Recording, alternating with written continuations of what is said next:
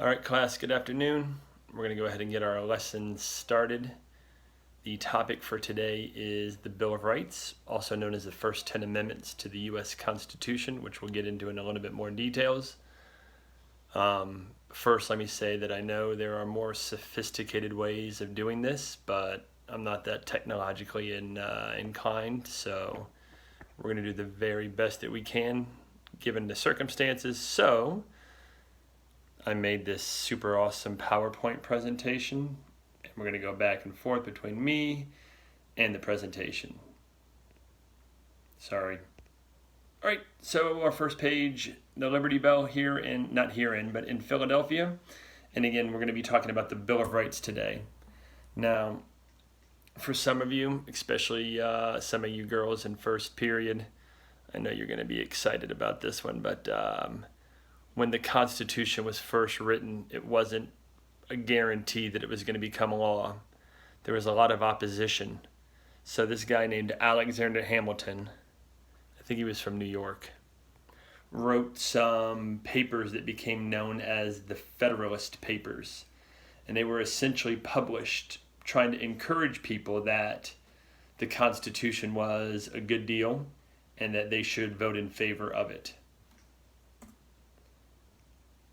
Now, one of the things that Hamilton guaranteed or promised was that if states ratified or voted in favor of the Constitution, they would include individual freedoms, because the Constitution just says what our government can and can't do. It doesn't say anything about the people. And so a lot of opponents of the Constitution, George Mason from right here in Virginia, for example, thought that the Constitution gave the government way too much power. So, a guy by the name of James Madison, or I believe his nickname was Little Jimmy, he was a small little fella, heard these complaints.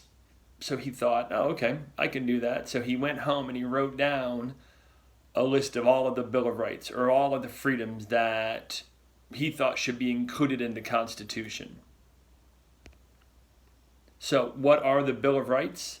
The Bill of Rights are a list of yours and mine individual freedoms, all right? And these are freedoms that as Americans we are all guaranteed. Now, James Madison, when he originally made his list, he wrote down over 200.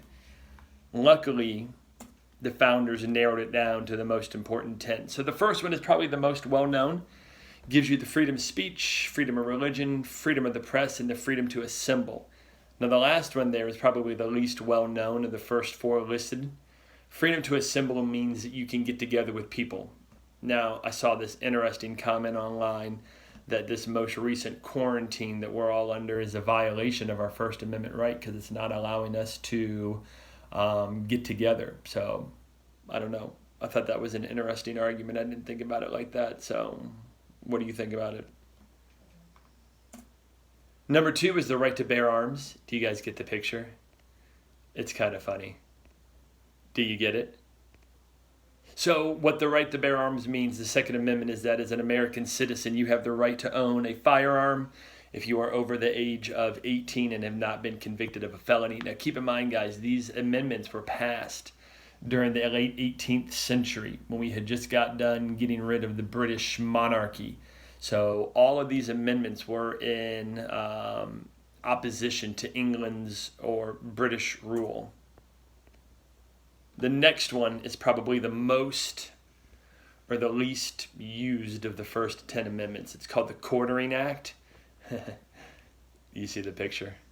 I was really proud of that one. The Quartering Act just means that government cannot force soldiers to live in your house.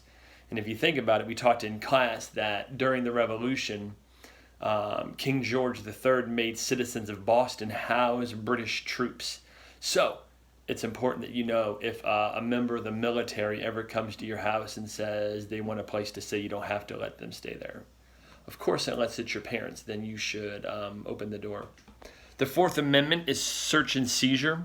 This basically states that the government cannot search your belongings or take your belongings without probable cause. So police can't just walk into your house. And you'll see this a lot Like if you watch videos online about police pulling people over and asking to search their cars, they technically cannot do that unless they have probable cause, unless they have a reason to suspect you committing a crime or have something in your car that you're not allowed to.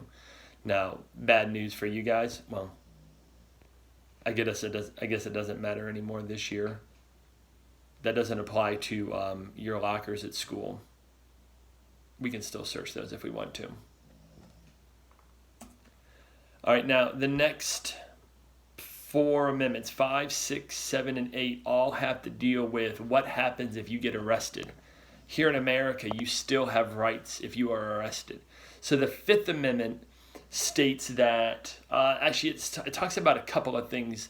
It's one of the things that's mentioned in the 5th Amendment is something called double jeopardy, and it means that you cannot be tried, you cannot be arrested for the same crime twice. So if you get arrested, let's say for being accused of robbing a bank, and you go on trial and you're found to be not guilty, then you can't be arrested for that same thing. Like you could literally walk out of the court and yell, "Ha ha, I did it," and you cannot be arrested for that again. The 5th Amendment also talks about self-incrimination. So if you are in court and you're being asked questions and the answer could get you in trouble, you can keep your mouth shut. You have the right to remain silent. Now, this is normally the time in class where I would tell you guys to go home and, if your parents asked you a question, you just say, "I plead the 5th," but maybe under the current circumstances, we don't want to bother your parents any more than maybe we already are. The 6th Amendment is the Speedy Trial Amendment. That means that if you're arrested, you have to be put on trial within a matter of days or maybe weeks at the longest. They can't just throw you in jail and lock away the key or toss out the key and just keep you in there. In America, you are innocent until proven guilty. The 7th Amendment is a jury trial amendment. So if you're arrested and you're accused of a crime, you have the right to a jury trial, which basically means that they select 12 of your peers. And by peers, I don't mean like your best friends. I just mean other American citizens. And then that jury will decide your fate. They'll hear the argument from both attorneys, the defense and the prosecution, and then the jury will come up with a verdict. And when you turn 18, your name is automatically placed into a hat. And if you're ever called for jury duty, you have to show up and serve on jury duty. Now, luckily, I've never been, I got sent a letter once, but I was able to get out of it because I think the trial started on the first day of school, so I wrote a letter and said I wasn't available. But anyways, that's not important. The important part is that the 7th Amendment is you have the right to a jury trial. The 8th Amendment is my favorite one of the first 10. It is the cruel and unusual punishment. So in America, if you are found guilty, we can't do like heinous things like torture our criminals or our accused. This is a picture of the guillotine if you guys can't see it. You guys remember talking about this in class. So even if you are found to be guilty of some horrible crime, you still can't be tortured in America, even though there are places in the world that do that. But anyways, the 9th